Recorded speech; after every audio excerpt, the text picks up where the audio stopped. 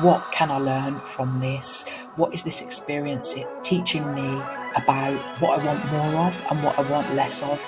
The discomfort for me starts to serve as an instrument for you to fine tune your experience. So if I'm feeling a bit meh, is there anything I can do in this moment to help me to feel more comfort, more contentment, more joy? Sometimes joy feels a bit far-fetched if like you're in a really miserable situation, but it's what can I do to bring a bit more light into this situation? Hello and welcome back to Her Power the podcast with me, your host, Zoe Fox. This is the podcast for women who are really just in the process of healing the pain of the past so that we can really begin to connect with our greatest possibilities. So I haven't done a podcast since the 24th of January and I feel really bad. I think this is the first time in the podcasting history where I've just gone AWOL without even letting anyone know. But it has been quite a start to the year and it's been an interesting experiment for me really to just prioritise my health, myself and my sanity. So I had to put it on pause for a little bit because it just felt like there was a lot going on. So apologies for abandoning you. And especially as we only just got live on YouTube as well. You know what? I think it was all the mission that it took to try and get it recorded in the first place that just ended up burning me out.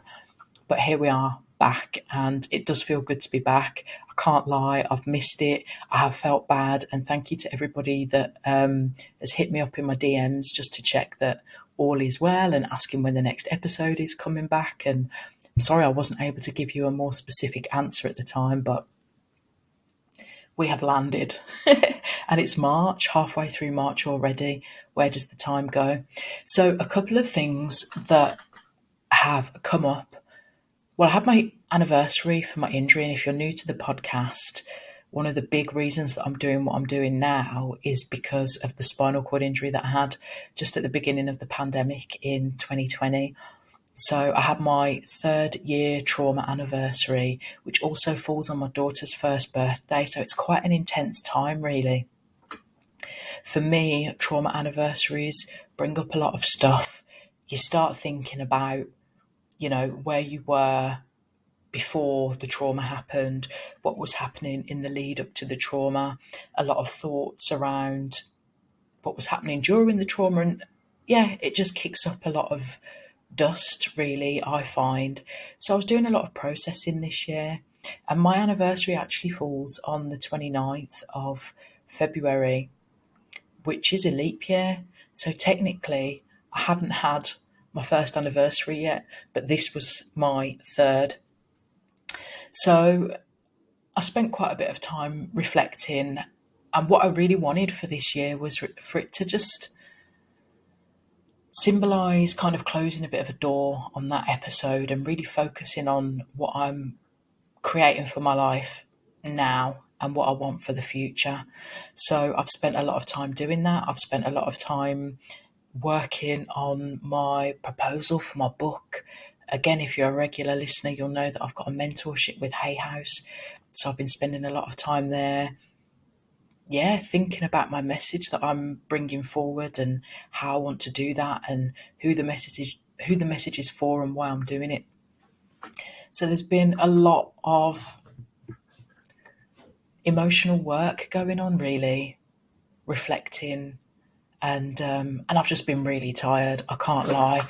I think a lot of people are feeling it. I know that energetically there's a lot of stuff going on, and if you follow astrology, or whether you don't, there's some really significant events happening in the month of March, the month that we're in now, and a lot of the time we overlook the stuff that we don't see, but it can have a real significant impact on how we're experiencing our day to day. And I do find that with myself, I am quite finely tuned into the things that change out there in the unseen. So I've been feeling that, and I know, is it Pluto is coming out of the end of a 225-year transit. Like, I'm not an astrologer, so if you're interested in this, then look it up for yourself. But this is just the sort of stuff that I absorb from the people that I listen to and learn from. And yeah, that's quite a significant end of a cycle. And that's all coming up in this month as well. So yeah, I've just been thinking about my life, the cycles, and what it is that I'm trying to create going forward. So I'm wondering, how have you been over the last few weeks? How has your start of the year been? Was it what you expected? I think I kind of did classic me and like a greyhound out of the gates, all excited, going for it. And this is one of the things that I'm still kind of learning to live with and to adjust to, is working around my disability. So I've still got all of the old ambitions, even more ambitions than I used to have. And I use up quite a lot of my energy in trying to move forward and explore emotions and undo patterns. And I do forget sometimes that it does have a little bit of an impact on my overall energy levels because of my disability. I just haven't been the same since I had my spinal cord injury. In terms of my energy, the fatigue part of it has been a really difficult part for me to manage. So I feel like I'm constantly trying to balance. And that's why I came to a point where I was like, you know what, I need to just cancel everything for a bit. I need the time to slow down, go inward. The little bit of energy that I do have, I need to save for the people that need me the most right now. So, like my daughter, I need to make sure that I can function for her. So, I really had to let go of any ideas of what I thought I wanted and just surrender to any control, really, and just be like, my body's talking to me. My eye was like twitching constantly, which is usually a good sign for me that I do need to take things a little bit slowly for a bit. So my body was giving out all these signs, and I've learned from experience now to not turn my back on my body when my body's trying to send me subtle signs, because if you don't listen to the subtle signs, the body tends to throw out bigger signs, which, yeah, your mind, what goes on in your head manifests in your body, doesn't it? And if you're not processing your thoughts and feelings and emotions, and if you keep pushing and you're not going, then the body is definitely going to let you know through a lowered immune system or other little things, like I said, the eye twitch and muscle tension and whatever else you might experience in your body when you know that you're just doing too much.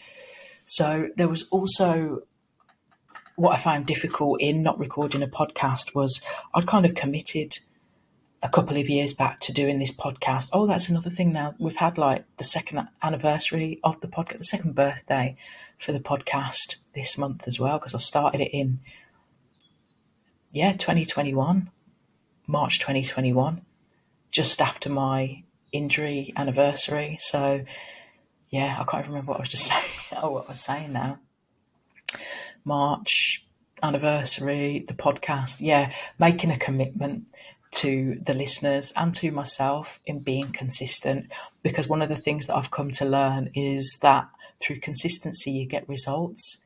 But then it's like, okay, you've observed that through consistency you get results, but you also need to find balance there as well, because you can't push yourself into burnout. And I know the sort of tone of the podcasts at the beginning of the year were just very much an expression of where I was feeling and where I was at. So I really had to honour myself, which is something that I've often struggled with in terms of like putting myself first and my need first. But I feel like I come to do these podcasts to try to hopefully, connect with women and hopefully inspire women through some of the stuff that I've been through and some of the things that I've learned. And I'm like, but are you keeping it 100? If you keep pushing yourself to burnout, are you practicing what you preach? And I didn't feel like I was being in true integrity with myself, and in what I'm preaching, really, to you. How can I keep going and push myself and putting everybody else before myself when I'm trying to empower women to connect with their own power and their own needs and not and be ignoring my own? So it was a good exercise in saying, you know what? You are worthy of rest. You are worthy of not having to explain yourself. You're worthy of acting in the best interest for yourself at the time. So that's what I did. And I'm kind of proud of myself for doing that, even if it did feel a bit bad to just disappear off the face of the earth with regards to the podcast. So, yeah, are there any areas in your life where you feel like maybe you're not keeping it 100 for yourself? Are there any areas of your life where you could honour yourself a little bit better? Now, something else that came up over the last month or so was there was a situation in a group setting that I'm part of where we had a meeting. The meeting didn't play out as we expected. Some people felt a little bit of a way as a result of the meeting. And after that, there was a sense within me that something wasn't maybe as it should have been. And I felt like it was my duty to kind of speak up for that because something wasn't sitting right within me. And it's interesting how things that come up within us about our boundaries, what we expect for ourselves, what we would hope for in interactions with other people, when they've been compromised, and whether we are then gonna, whether we have enough value within ourselves to say, actually, I don't know if that was okay, or are we sitting on feelings that are making us feel uncomfortable inside but just not saying anything. So I think the first part of the year has been a really good exercise in honoring myself, honoring what is right for me, and being unapologetic about that. So just the set casually collapsing around me. So I think this episode is just a little bit of getting back into the swing of it. Nothing too deep. There's quite a lot of things that I'm looking forward to sharing and thoughts that I've been having. And that's another thing is like, I was so tired, I was uninspired. And when I deliver the podcast, I like it to be from an inspired place. Usually it's from something that's happened in the past or some sort of reflections about what's going on now. But I felt like all I was doing was like, it felt like I was doing a bit of moaning. I don't know if it translated that way, but I tried to be mindful of the energy that I'm putting out.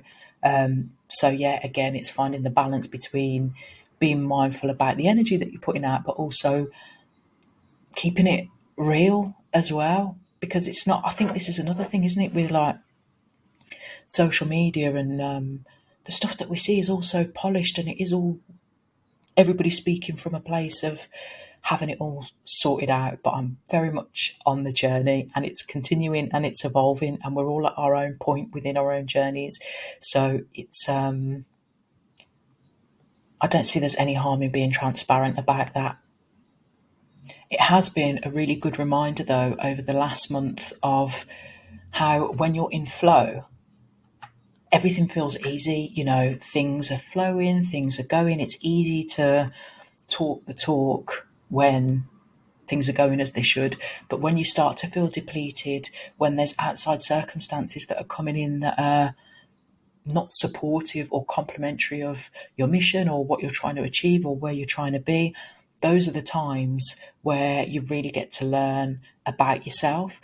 And sometimes I think it's like when we're going through the discomfort, it can feel disheartening because you're stuck in the feelings of the emotion of the moment. But one of the biggest things that I've been doing since my spinal cord injury is asking those big questions when I'm in those feelings. It's like, what can I learn from this? What is this experience here teaching me about what I want more of and what I want less of? The discomfort for me starts to serve as an instrument for you to fine tune your experience. So if I'm feeling a bit meh and I'm feeling a bit tired, it's like, is there anything I can do in this moment to help me to feel more comfort, more contentment, more joy? Sometimes joy feels a bit far-fetched if like you're in a really miserable situation, but it's what can I do to bring a bit more light into this situation, sometimes the best thing you can do is, you know, go and take a lie down. That's another thing I've been doing. You know, I need a nap. My body's tired. I'm trying to operate on full steam like I used to before my injury, but you know, I can't live in denial of the fact that my body is not what it was before. I'm still optimistic in, you know, the hope for healing, but I have to deal with what I've got here and now. So yeah, I'm really tired. Am I going to sit here keep saying I'm tired, or am I going to say, you know what, I need to go and take a nap? And take a nap, for example, when you're feeling big feelings and you've got things swimming around in your head, which again, I felt like, you know, on occasions over the last month or so, I was almost drowning in my thoughts and reflecting back and thinking over all of these things that have happened in my life. But then that has been really good journaling material.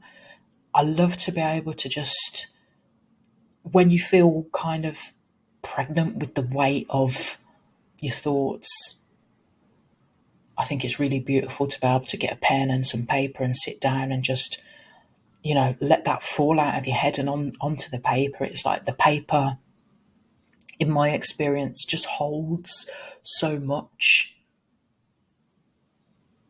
and provides you with a little bit more space inside to let a little bit more light in instead of just feeling weighty under the burden of a lot of these thought processes.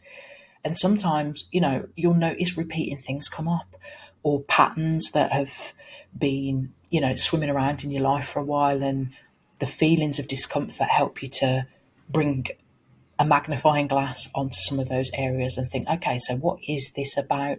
What is the resistance here? What is, why is this thing not letting up? What do I need to learn from this?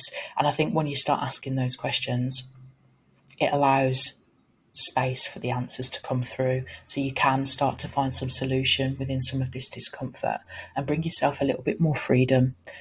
And yeah, just thinking about what are those practices that you need to have. So for me, I have to, not everybody has to do this. With any of this stuff, it's all about finding what is good for you, what works for you, what feels right for you, and also being mindful that your practices, your the things that you do on a day-to-day basis, your habits, your practices can grow and evolve with you. What was good for me 2 years ago doesn't cut it now. So I deepen my practices, and it's being flexible as well, but thinking about what are the things that I can do in the day to help me to feel the best that I can feel. So I know for me, I think I've mentioned it. See, now it's been so long since I've done a podcast, I'm probably just repeating what I've already said. But for me, it's about the time that I take with myself to just, yeah, to connect into what's bubbling up on the surface, what's deep down within that needs bringing through, what are my creative urges, what is it that I want to express, what is it that I want to explore. And I know for me, when I'm in creation mode, I feel happy and content. So when I've dropped the little one off, and for me, my routine only really runs on the days when she's at school, because when she's home, it's like we're all in together, sort of fully present. But after I've dropped her off, that is like my sacred time and space. I really do ring fence that time, because for me, it's as important as any other part of my day. And my husband made a good point the other day. It's like my phone's always ringing. There always seems to be someone, you know, that wants an appointment or, you know, something that's tugging on my energy. And my husband, he's quite ruthless, really, in protecting his boundaries. And that reminds me of where I can connect in more with my divine masculine aspects and assert those in the way that he does, because we're all made up of both divine masculine and divine feminine. And I sit very strongly in my feminine in all aspects of my being. And I can clearly identify areas where I do need to assert myself more strongly. But he was like, just because people can get hold of you 24 hours a day, 7 days a week, doesn't mean that you need to respond to them. And I thought, you know what? That is true. Because with my like my medical condition, it means that I have to have a lot of calls and there's been a lot of stuff that's been draining on me. And I'm like, yeah, I don't need to answer their calls right now. And nobody ever asks if it's a convenient time to talk, because when I'm mobilising outside, I use crutches as well. So unless I've got my headphones in, and if I'm with the little one, you know, people just go off into their spiel, and I'm like, you know what? It's not a good time for me right now. So my phone in the morning is on do not disturb until I've had that time to fill up my cup. In an ideal world, I'd love to be able to do it before the little one gets up. Oh, there's the phone. The irony. I forgot to put it on do not disturb, didn't I? Look, I literally just manifested that, didn't I? Moaning about these calls and then one comes through. But that's my bad for not having my phone on do not disturb. Anyway, distractions over. Yeah, there's a lot of calls on our time, and in an ideal world, I would have all of my meditation and everything done before the little one gets up in the morning. But at the moment, I'm not dragging myself out of bed before she gets up. So we find a way that it works. But for me, having that time to come home and write, a lot of the time, the first part of the writing that I do is just, if there's any sort of, it's downloading the noise of the brain is what I like to do. Just get the busy brain out, write it all down, all the things that you need to do, because you can guarantee the minute I go to sit down and connect in and do my meditation is when I'm like, oh, I was supposed to send an invoice. Oh, I was supposed to send that. Oh, did we do this? Oh, did I do that? All the things that you're supposed to do start popping up. So for me, it's a really powerful tool to sit and just write all of those busy bits out. So then your head is clear. And even when then you do sit down, you might still have a couple more bits. So keep your notepad close so you can just get all of that stuff out. The low vibe stuff of the day, the stuff that needs doing, or whatever it is that isn't the stuff that sets your soul on fire, but trying to not forget it then ends up keeping it in your head even more. So write it all out. And then I will usually go into my meditation, and I keep meaning, you know what, I need to do it. Record some guided meditations, because I think you might find those enjoyable. They're a big part of my practice. It depends on how I feel as to what the sort of meditation I'll do is, but I'll do my meditation. And then after that, if anything profound comes up or whatever, I'll just write out the results of my meditation. When I say results, just any key themes or anything that came through my meditation, I'll write that out. And then I use oracle cards and tarot cards on a daily basis. So I tend to do a card pull for the week, which will give me a theme of what to expect from the week. And then I'll do a pull on a day-to-day basis.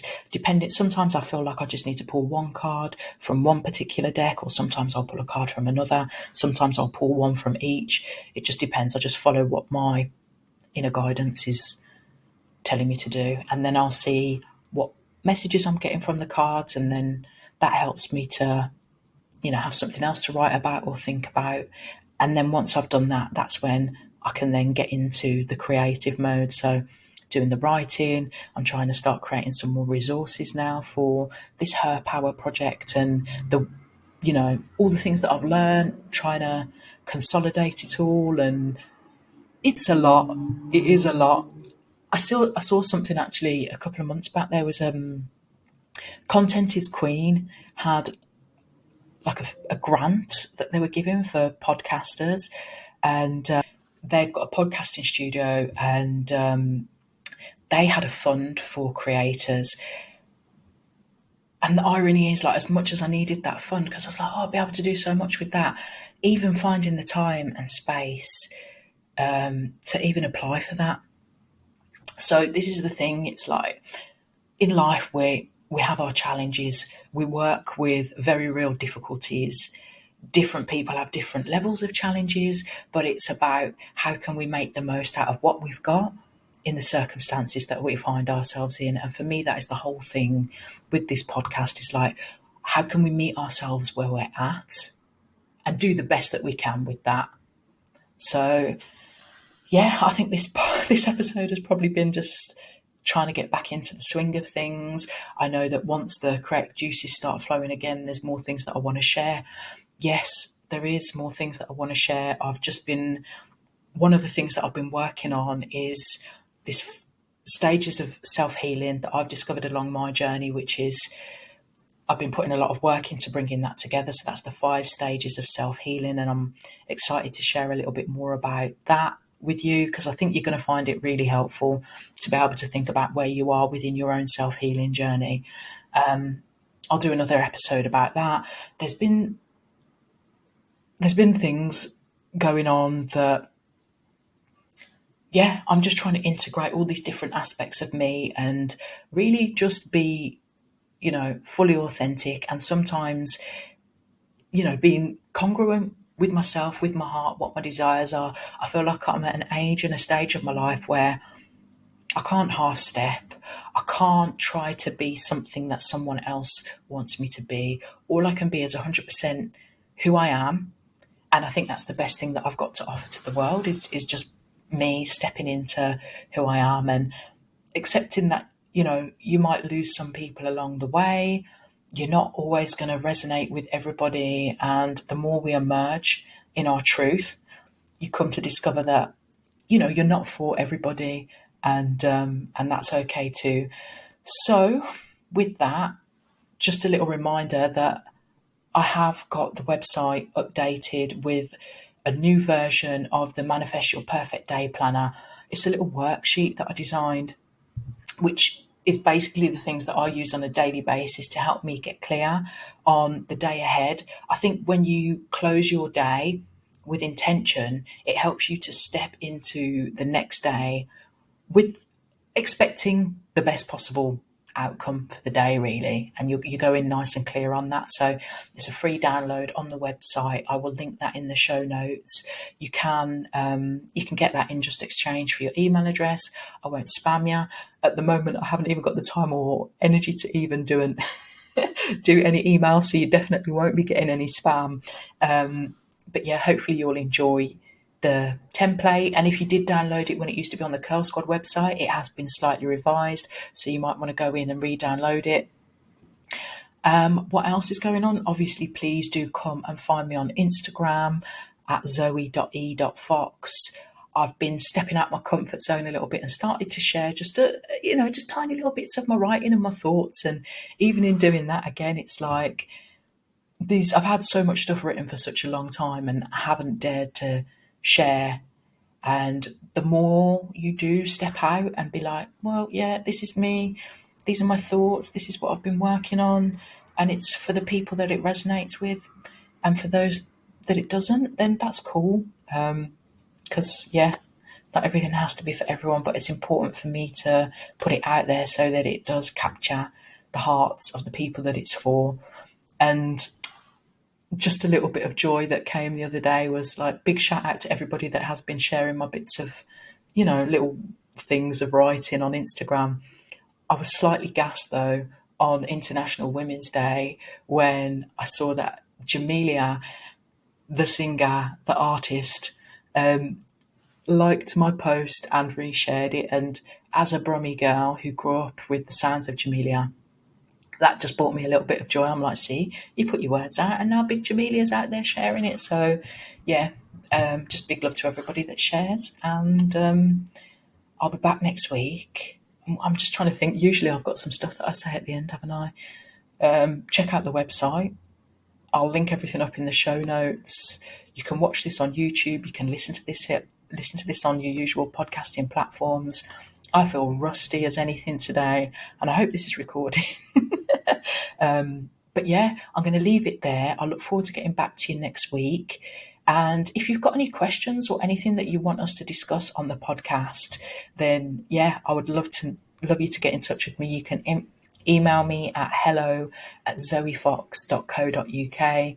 Let's have a little bit of engagement. Let's shout some of you out.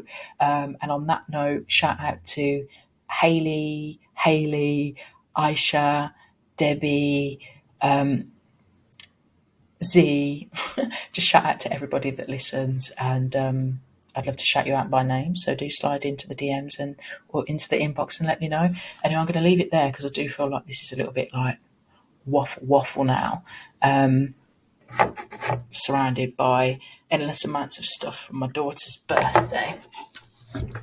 So yeah, big love, peace out, and I will catch you next week.